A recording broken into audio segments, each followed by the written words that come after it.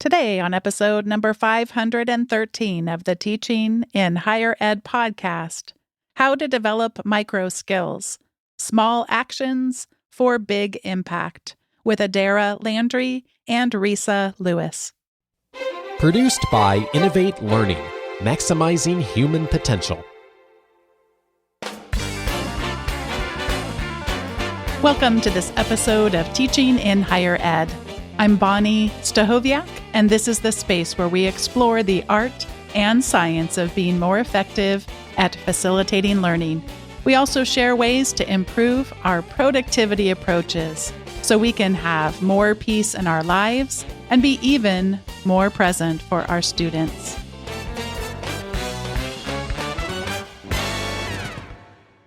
Coming back to Teaching in Higher Ed today are Adaira, Landry, and Resa Lewiss.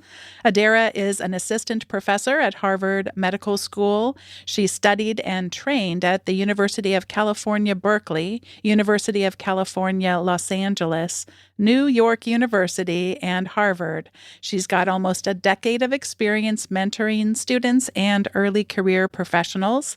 Adaira is an entrepreneur, keynote speaker, and award-winning mentor. She co-founded Writing in Color, a nonprofit that teaches the craft of writing. Resa Lewiss is a professor of emergency medicine, TED Med speaker, Time's Up healthcare founder, designer, entrepreneur, and award-winning educator, mentor, and point-of-care ultrasound specialist. She studied at Brown University, the University of Pennsylvania School of Medicine, the NIH Howard Hughes Research Scholars Program, Harvard Emergency Medicine, and Mount Sinai St. Luke's Roosevelt. She hosts the Visible Voices podcast, amplifying content in the healthcare, equity, and current trends spaces. Together, Adaira and Resa have written for NBC, Fast Company, Forbes, Harvard Business Review, Nature, the Philadelphia Inquirer, Science, Slate, Stat News, Teen Vogue, Vogue, and USA Today. They've been quoted and featured in The Guardian, The HuffPost, The New Yorker, and The New York Times. Resa and Adaira, welcome back to Teaching in Higher Ed. Thanks so much for having us. We are delighted to be here. I am a huge fan of small things. I love the Adrienne Marie Brown quote where she says, "Small is all." I love the book Small Teaching by James Lang. And now the two of you have introduced me to and shared with me MicroSkills, your new book. Why would you want to focus on small things? Do you also share this love of small things like I do? I don't mind starting saying I love small things. I love that no is a complete sentence. I like to drink espresso, which is a small amount of coffee, but yet it gives you the zing and the pop. Adaira and I had a real clear reason for why we decided to talk about breaking big tasks, big goals, big fill in the blank into small pieces, small parts, or in this case, micro skills. And there are many ways to approach it. I'll start by thinking for the audience to just orient them. Think about knowing how to tie your shoe. Now, my reference may be a little dated because these days everybody has slip-ons or maybe even Velcro if you're a little kid, but it used to be a big deal to learn how to tie your shoe. And it's quite a complicated task and it's multi-stepped. And so if you think about it, there's open up the shoe, loosen the tongue, loosen the laces, slip your foot in, make sure your heel drops, pull one set of laces, pull the other set or more the other side, pull them tight, cross it over, and so on and so on. So these many steps add up. They're additive to one ultimate goal, which is tying your shoe. And we believe that approach can be applied in the workplace to be better and to not feel overwhelmed by things that seem undoable. Yeah. Adaira, what stood out to you for focusing on the micro? Well, I think when I think back to my early career and I saw other people doing really well, just getting large grants or being recognized in some way, getting promotions, it just seemed like this huge step for myself. Like, how do I do that? How do I move to the next level? There was no clear path or guide. And so I think without any sort of route to get there, it just seemed like it was impossible to do. And I had this conversation, and Risa had a similar conversation with a colleague as well. So independent of each other, we both have had this same conversation where I spoke with a colleague and I said, how is it possible that you're getting all of these awards and promotions? How are you finding people and they're able to just nominate you for things and they're just able to sponsor you and put you up for stuff?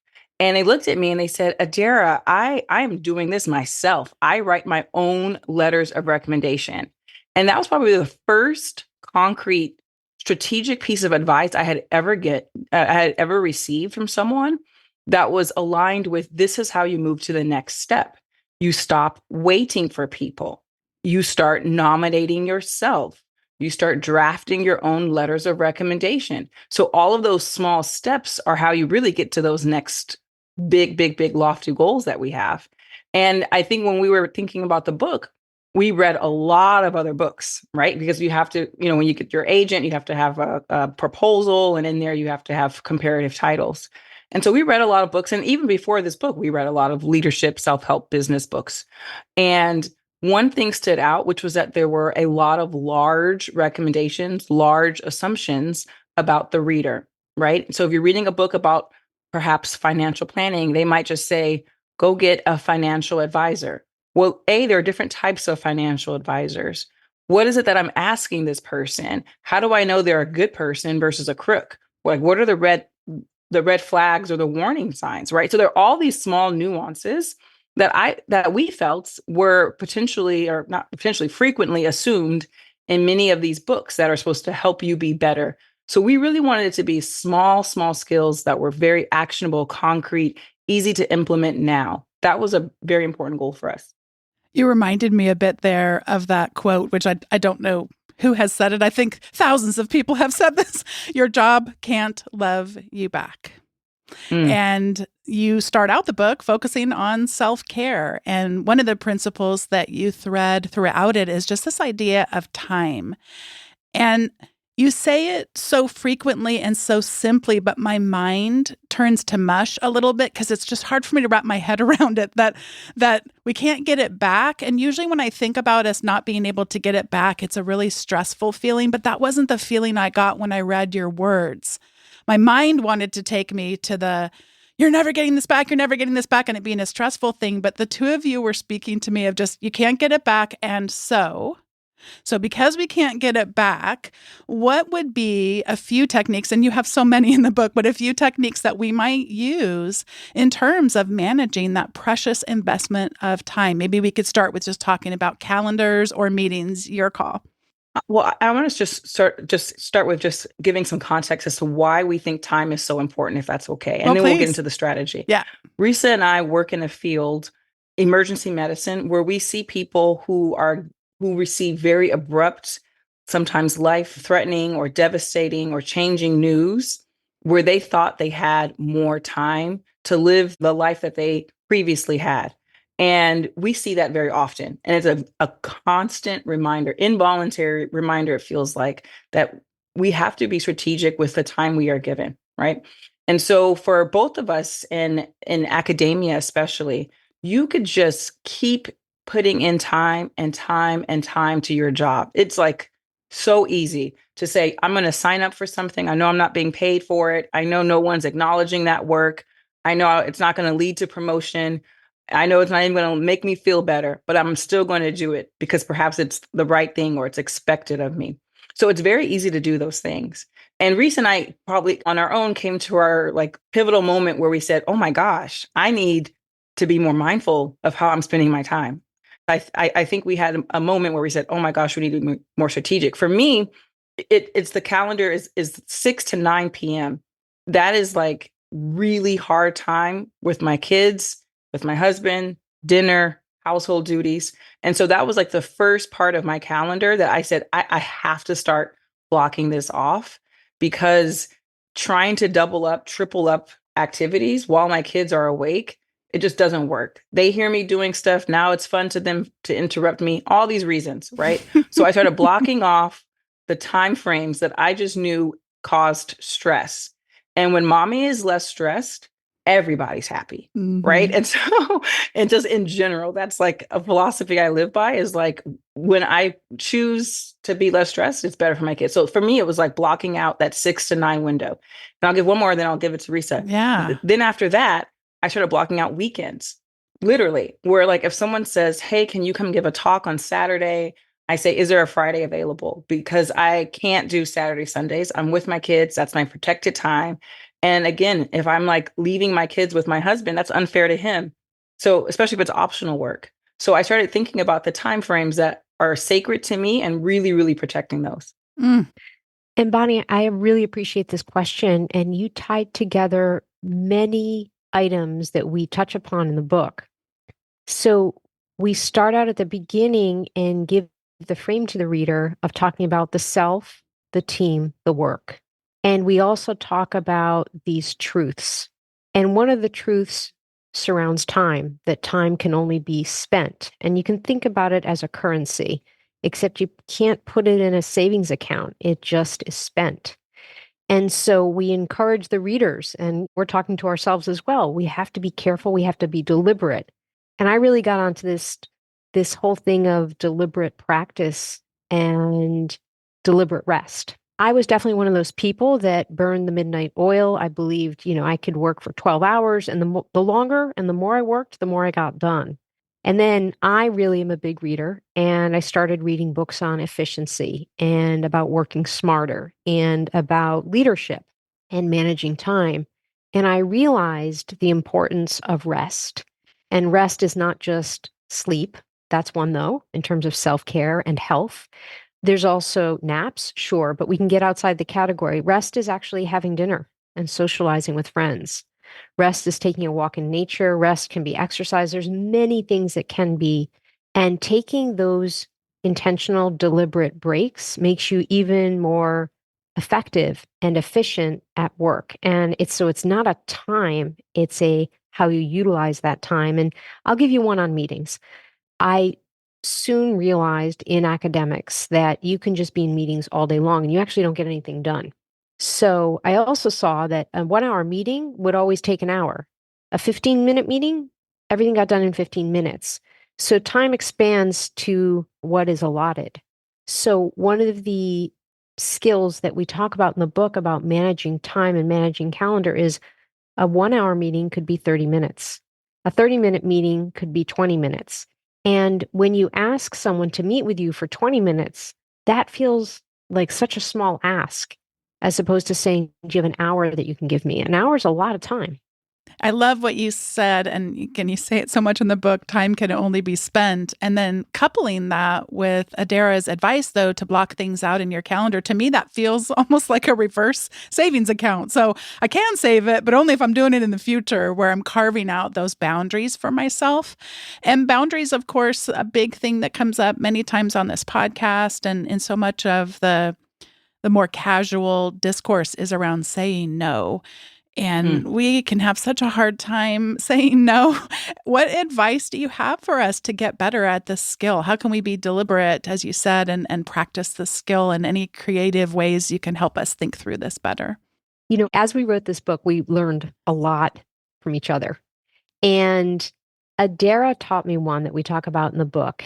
In academics will take and take and take and take. So Bonnie, you referenced this, your work, your hospital, your department, your industry will not love you back. And that's very true. And I've known many colleague friends that I've spoken with when they've had this devastating realization that their institution didn't love them back. So we do repeat that and talk about that and what that means in the book. But when it comes to academics and academic medicine, and to be clear, our book is for all people, all industries. We really think these truisms go across, and work will take and take and take and take. So you have to set the boundaries. And in academics, we are told to always say yes. Early in your career, you should always say yes. Every opportunity, yes, yes, yes, yes, yes. But then at some point, things change and people are like, oh no, you have to learn how to say no. And so number one, that's a switch. Like, how do you learn that if you don't know that. But there are ways, if you are approached, for example, with an opportunity and you're not sure, or actually, you are sure, but you don't want to say no because you don't want to burn a bridge. You don't want the opportunity taken away from you. Adaira is one that brought this up, and I love this. She says, "Can you tell me more?" Or, "You know what? Thank you, and I'm going to get back to you in a few days." In other words, rarely do you have to make an emergent decision. Like, this is not emergency medicine often. This is you have time, you have more time, and you can think about how you want to respond, how you want to navigate, and maybe how you want to go look at your pile of timelines and your calendar. I love that. Can you tell me more? Adaira, can you tell me more? Is there anything else you want to share about this precious the act? reason why you want to ask that is Yeah. because you're looking for the red flags. You're looking for all the things that aren't being told to you up front. Like, oh, by the way, there's no funding. And that admin support you thought you might have, you don't. And also, instead of needing it next week, I need it tomorrow. Right. So all of those things, like asking them, tell me more. When's the deadline? Is there support? Who's going to be the end user or the customer for this opportunity? Right. You want to know those things. And then you sort of say, let me think about this. I'll get back to you tomorrow. Is that okay? And as Resa said, if someone says, no, you need to tell me right now, that in itself is almost a red flag, right? Because most things you have time to wait. I was thinking about at my university, and at most there are somewhere around 4 broad categories that you'll be evaluated on for things like progress toward promotion or tenure, or maybe it's a full professor rank. And if you could ask a question about how does this help fit in with those things? Adaira, you were talking about things that aren't going to count. And I'm putting count in air quotes, but no one can see me right now. But that's the thing where I do think this broad, can you tell me more? And then if I don't get specifics about how that fits in with that, essentially then I guess what's coming down to is you're asking me to volunteer my time. And I actually do have another volunteer commitment that I've made right now. And I'm committed to a certain number of hours. I'm not going to be able to take anything additional. Of course, we might not actually use the word volunteer, but it could be right there in the undercurrent of just since this is an investment and I can't get it back, just a healthy way. That's really helpful. There was another technique that you reminded me of, and someone actually practiced it recently. And I thought, boy, I need to teach this to the business students I get to teach. And this is around the BCC. And I feel like the BCC, and in case people aren't familiar with the acronym, this is the blind carbon copy feature of emails. I feel like it got a bad rap because when I was early in my business career, it was always you did that to cover your tushy, as the polite saying goes. And so you would only BCC in a passive aggressive way. And I got to tell you, the second you ever witness someone forgetting that someone is on a CC that wasn't supposed to be, then you just pretty much try to write emails that could be public at any time and would be able to be representative of your character and the things you'd want to communicate to the world. But nonetheless, there is, I feel like, a new way we could think about BCC having to do with saving not just our time, but other people's time. Could you talk about this technique, what it is, and why we might want to make use of it? Yeah, I can start, and I'll give a high level overview. So the entire goal is to be compassionate with how we email each other and to try to protect the inbox. So we're thinking about it from the standpoint of protecting the recipient's inbox as well as yours. And so even just today, we sent out a massive email to our listserv. And instead of just sending it to the 100 and however many people on the to line, we sent it out to we put that entire group of people on the BCC. So they're all getting the same email, but they're not necessarily communicating with each other because they can't see each other. They can only see my name and Resa's name because we're on the to or CC line. So it helps keep them from being able to reply all to everyone else on that list.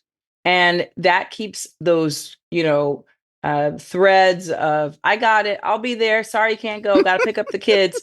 All of those threads from people you don't know in a different department from coming into your inbox. That's probably the biggest use case where like everyone just needs the same email and they don't have to communicate with each other when they get that information. Just put them all in the BCC.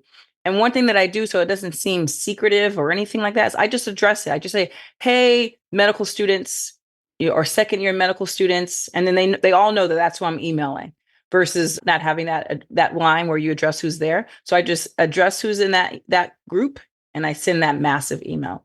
Yeah, I think it's so good to remember that up front we can just say this email is going out to all of our adjunct faculty, and then it's implied, in the BCC, so we don't get the reply all. I really appreciate the approach you also talked about with regard to when you're expanding your network and you might be introducing someone to another person. And it's kind of like, I'm trying to think of the expression where like, I'm going to quietly leave the room, but could you talk about using it as I'm going to step out of this because now the connection has been made? You teed me up, Bonnie, because just yesterday, this exact thing happened. So I have a colleague friend who's a chair, and she asked if I'd be willing to meet with her faculty member over ultrasound. So within emergency medicine, both Adaira and I have done advanced training in the use of ultrasound for patient care. And she reached out to me and included the faculty member in the email. I replied to him. I placed her in the BCC. And so I said, "Dear so-and-so, be glad to meet. How is next week?" I gave some specific days, specific time windows. And I wrote my friend's name in BCC. So he knew that she was going to, quote, see a copy of this. She will see a copy of it. And I respectfully removed her because she is a chairperson and very busy and does not need more email clogging her inbox. Yeah, but then it's nice because she gets the loop closed to know that you did get back to that person and that communication loop has taken. One other broad area that you talk about has to do with managing our reputation. And you share advice that to me feels so counterintuitive and also transformative. And that has to do with sharing our failures. Most people would think we should avoid doing that. You give us a little bit of some different kind of advice around this. Yeah, I think, we're all human, and failing is a human experience. We all go through it. And what I believe is really inspiring is not necessarily seeing someone get every single publication that they've ever gone through, but when someone can actually reveal in conversation, one-on-one or in a large group setting, these are the things that I have struggled with. This is what I find hard, because it makes that person approachable. And I have learned from many people, older, wiser, more experienced than I am, that vulnerability is actually a strength. It's an asset, it's a skill, and it really shouldn't be stigmatized to reveal, hey, I'm struggling with work, my family, with my health, with anything. I wouldn't want people to go out of their way and do it in a way that makes them feel very uncomfortable and lacking any sort of authenticity. So we do recommend, titrating it to your comfort. And you can start off small by just saying something to someone you trust, like, "Hey, I didn't get something I was really aspiring to get, and I'm feeling really down about that." That again opens the conversation. And I personally believe, yes, we connect through wins, but I feel like I connect more with people when I know that they have struggled similarly. And we know that making believe everything is perfect and there's no room for error or mistakes, never mind admitting those, doesn't do well. And this is going to be a little bit of a dark statistic, but rates of physician suicide are 2 times that of the general population. And that's because medicine has had a big problem with showing vulnerability, admitting failure, admitting mistakes. And thank goodness we've seen a change in that tide in terms of there being less stigma. And I think that's what sort of the word is here, is stigma. We both believe, I guess all 3 of us believe, that we need to sort of get rid of that stigma. And it doesn't need to be as extreme as what I spoke about in terms of physician suicide, but it can cause people to go into dark places if they think they're alone, if they think they're marginalized. And this goes back to our commitment to belonging in the workplace. So it's vitally important. The way that I took in your words throughout your writing was in a, yes, be vulnerable. You're doing it for a purpose. I took it as well, it's sort of this responsibility, especially once one has some power and some privilege. Perhaps you're in a leadership role, perhaps you are an educator, and such that then when you can help use that toward helping other people feel a sense of belonging, a sense that they matter, that's really where it can come in. I think oftentimes we're always coming back to our conversation about saying no. Women and people from historically marginalized populations, it's easy to sit here and say, oh no, say no to the panel on women at work or whatever that actually doesn't tie in with your research goals or any of those things. It's easy to say that. So I think maybe as we progress along in our careers, it becomes one way of moderating it that yeah, this might be my time to start to use some of those stories in powerful ways. I've had a number of difficult times in my career that we don't have time to get into during this brief podcast, but I have shared on it, the podcast. But every year that goes by, the pain is a little bit less and the more of a responsibility that I feel that those stories become particularly relevant for faculty who I might be coaching or guiding in some way. So, yeah. All right. There's one, you're going to have to spoil me on this one. I think most people listening are going to know this, but maybe we just need a little reminder or two. Would you talk to us about that on being a team player doesn't mean showing up to work when we are ill? Ooh, yeah. I mean, we had to include this as physicians. And I'm not even speaking about it from the fact that we take care of patients who are ill, but because as physicians, we have been cultured, groomed, brainwashed, led, whatever word you want to use, to believe that we should work even when we're ill. And that actually some people brag about that. Like I have seen so many people on social media and also just in one-on-one direct conversation say, I've never called in sick. I worked while I had the flu, while I had appendicitis, while I had pancreatitis. That's how strong I am. And I'm not, I understand that they feel confident and proud of themselves because they were in the same culture that I was in, which is that you want to work really hard and show that you are tough and strong and that you are really dedicated as a physician. But in truth, that sort of culture propagates us neglecting ourselves.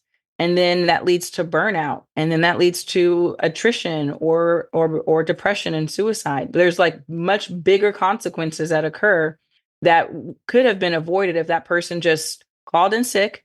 And when they came back to work, they said, man, I am so glad I took care of myself. If you ever get sick, you should do the same thing. Call in. That's why we have a sick call policy. For the last segment of this part of the podcast, I would love to have you advise us a little bit on finding new opportunities and specifically learning how to transfer our skills. People listening to this podcast are usually working in a higher education context, but some people have moved on either from their own choices or because the job wasn't sustained or funded at their institution. And I just think you have such valuable things to share with us on an ongoing basis to be taking what we're experiencing and transferring those skills to other opportunities. I'll start with just even recognizing and collecting opportunities. And then maybe Resa can talk about the second half of that question. So for me, social media has been transformative in not the way you might think about it, which is like posting pictures of myself or my food or anything like that. That part is not as important to me. But I really like to be very passively observant. I love to see what other people are posting and seeing what other opportunities are out there. And I can do that much faster than if I were to wait for an annual conference and to check up on folks and see what they have been up to for the last year.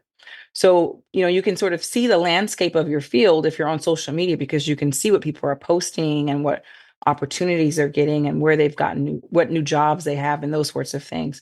What I do after that is honestly, for me, very helpful, which is that I like save those opportunities in some way, shape, or form. So if it's a website, for instance, that I'm linked to when I see something, I like drag it to a folder on my bar, like with the web browser bar.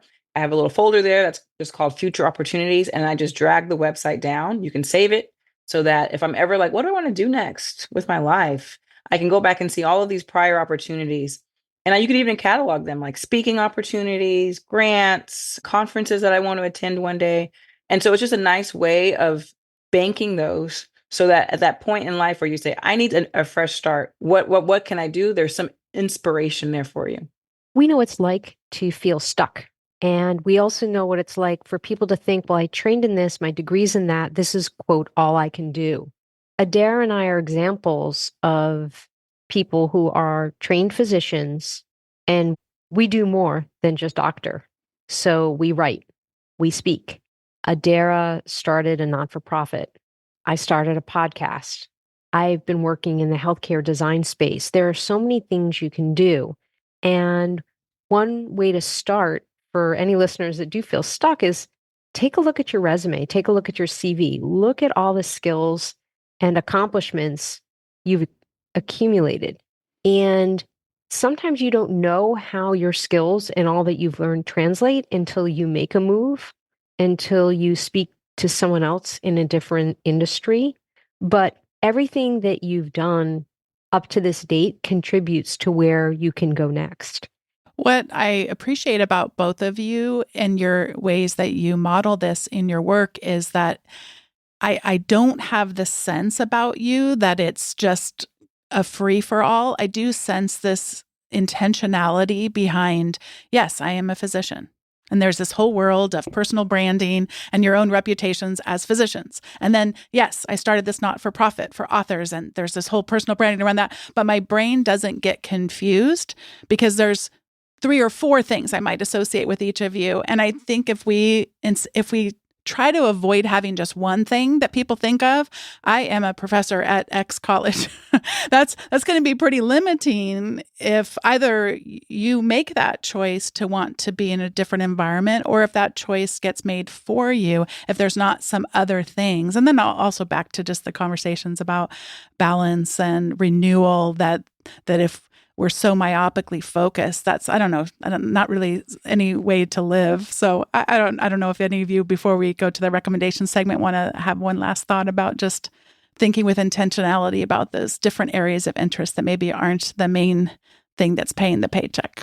Well, a lot of that is born from the phrase, say yes to everything. Mm-hmm. And we are sort of encouraged to accept what comes your way because you never know what's going to be the next best opportunity, right? The next big thing. And God forbid you pass on an opportunity that really could have like skyrocketed your career. So a lot of that is born out of this anxiety of like, what if I miss something that is just wonderful? And I've been there. I would say that's probably my residency fellowship era, where I would say yes to literally almost anything that came my way. And what happened was that I wasn't moving fast because I was just doing a little bit of time on this project, a little bit on this project, and I was missing deadlines. It was just a hot mess because I wasn't as organized and strategic. And so when I went from, say yes to everything to tell me more, I was able to really be more thoughtful and intentional about what I actually spend my time on. So I think it's a natural progression. So I don't want to shame anyone who feels like, yes, I'm a little bit everywhere, or I'm nowhere at all, and I'm stuck. Those are both pretty common occurrences. But I do think being strategic about what you say yes to, exposing yourself to opportunity, looking at those opportunities in detail is a great first step. And I see it as being born from a liberal arts education. And I'm truly a believer that the more you learn, the more you read on many different topics and have many, many different experiences, the more intentionally, joyfully, and with contentment you can go through life and you can be in the workplace. And also that work can look different for different people, even though they have the same exact training, the same exact title. And so it's an opportunity to encourage the reader to be creative, to be thoughtful, and to be authentically themselves in how they are doing this thing called life and doing this thing called work and their professional selves. This is the time in the show where we each get to share our recommendations. And I have 3, all 3 of which are time-oriented in some way.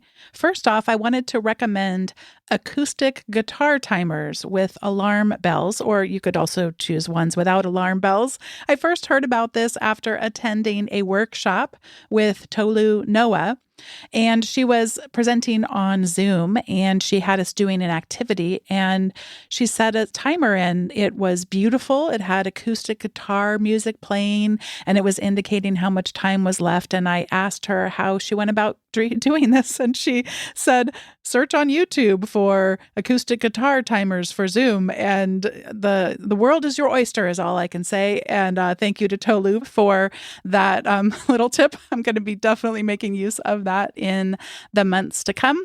A second time-related recommendation I have is called a Tick Time Pomodoro timer. And it's a little bit hard to describe because I don't know basic shapes. I'm like, okay, how many sides? Is this a hectagon? I think it's a hectagon. So you have the different time options you might want to set. Do you want to set a 3-minute timer? Do you want to set a 5-minute, a 15-minute, 25, a 60-minute timer? And instead of having to mess with it and press a bunch of buttons to decide what you want to do, you literally just put it on that side. So if I want to set a 15-minute timer, I just take it and I lay it on its side so that the number 15 is at the top. And if I go, oh no, I really wanted 25 minutes, I literally just flip it to the 25. So if the 25 is sitting on top, it resets it. And now it's a 25 timer. And I had read this article, which I did not, I apologize, I'm about to give medical advice, not having done the research, but NPR is partnering with some university to research the health benefits of just getting up every 25 minutes and walking for 10 minutes. And so they were soliciting a lot of people to go through and download some kind of an app and experiment. But I was like, oh, I don't have time to be part of the experiment, but I could just set my Tick Time Pomodoro timer for 25 minutes. And as I get into deep focus and deep work, I can lose all track of time. And I'm finding that when I discipline myself, just every 25 minutes, just get up and just stretch for a minute or two. Stand up. I've had some problems with my shoulders. So can we do just a few shoulder stretches before we get back hunkered down and focused and with joy often, by the way, I'm in that state of flow, but it's just really working for me. And it's a very clever analog timer. I mean, I don't mean to say that it's analog. It is a digital timer, but it's not associated with my computer. So it's a physical device I can hold in my hand. And there's something that I find I'm enjoying about that. The last one I wanted to recommend is an app. And this app is Mac specific. I don't know if they have something similar on the PC, but I suspect they probably do. The app is called In Your Face. I am a person who can concentrate so much on what I am doing that I will miss every notification that comes in. If it's off to the side, if it comes up, my brain will just go, oh, that's the thing that you just click to get away from. So I won't even process that it's a meeting, like, oh, there's a meeting that's about to start in 5 minutes or whatever. The In Your Face app does not let you forget a meeting because it literally takes over your entire computer. My whole screen gets filled before we started today's interview. It's like takes over and it says, this is starting. You can customize it however you want, but this meeting is starting in 5 minutes. That's all the warning that I need for Zoom meetings, just to make sure I'm in my seat and ready to go and ready to interview guests like the two of you. So those are my 3 recommendations. And Resa, I'll pass it over to you for whatever you'd like to recommend. Great. I'll just say that I actually do the Pomodoro effect where I do focused practice for 25 minutes, take a 5-minute break, and so on. So I think it's very effective. Oh, so good to know. So I've been doing a bit of a deep dive these days into the food as medicine movement. There's a whole branch of medicine called lifestyle medicine, which works on the premise that you can treat, prevent, and reverse chronic diseases such as diabetes, cardiovascular disease, obesity, cancer. And there are 6 pillars of lifestyle medicine, and one is food as medicine. And there in October of this year, well, I guess now it's last year, October 2023 in Circulation, there was a whole publication on food as medicine and the movement and what it means. And the bottom line is there's a lot of science to suggest that for health, we should be eating real food, whole foods, not processed foods, not preserved foods, a mostly plant-based diet. And there's a lot of other recommendations. But I always had a sense, and I tended to eat this way anyway, but I really didn't realize how much science is behind it. And I'm currently reading a book called How Not to Age by Michael Greger. And he's written other New York Times bestsellers, How Not to Die and How Not to Diet. And that's what I'm into right now. Thank you so much. And Adaira, what do you have to recommend for us today?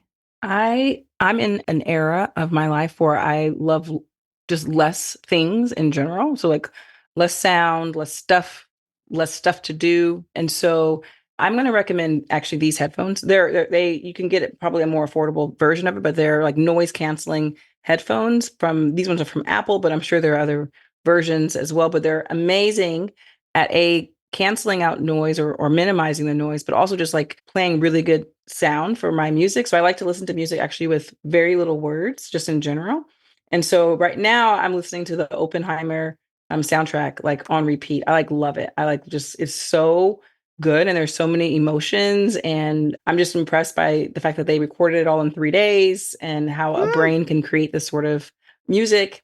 And then I would say the third thing, just in line with like less is just less stuff. So we are like, I'm always constantly donating or throwing things away if it's really garbage. But like right now we're doing, our winter cleaning. And that is something I recommend to everyone. It's just trying to have less things in your life and the things that you do have bring a lot of value and comfort and relaxation. Oh, both of your sets of recommendations are so much fun to consider going to explore. Thank you so much for that. Thank you for the book, MicroSkills. I so enjoyed that I got to read it earlier than some of the other readers. That always feels like such a special thing to me. It's a real honor to have gotten to see those words. And I loved seeing the acknowledgments that all the people that poured into having it come out into the world. And I'm just so glad I get to be a small sliver of sharing with people about this important work. And thank you so much for coming back on Teaching in Higher Ed. Thank you so much, Bonnie. It's been great. Thanks once again to Resa Lewiss and Adaira Landry for joining me on today's episode of Teaching in Higher Ed. Thanks to each of you for listening. Today's episode was produced by me, Bonnie Stachowiak. It was edited by the ever-talented Andrew Kroger. Podcast production support was provided by the amazing Sierra Priest. If you've been listening for a while and would be willing to, I'd love to have you leave a rating or a review on whatever service it is you use to listen to Teaching in Higher Ed so it can help spread the word to other people about teaching in higher ed. Thanks for listening, and I'll see you next time on Teaching in Higher Ed.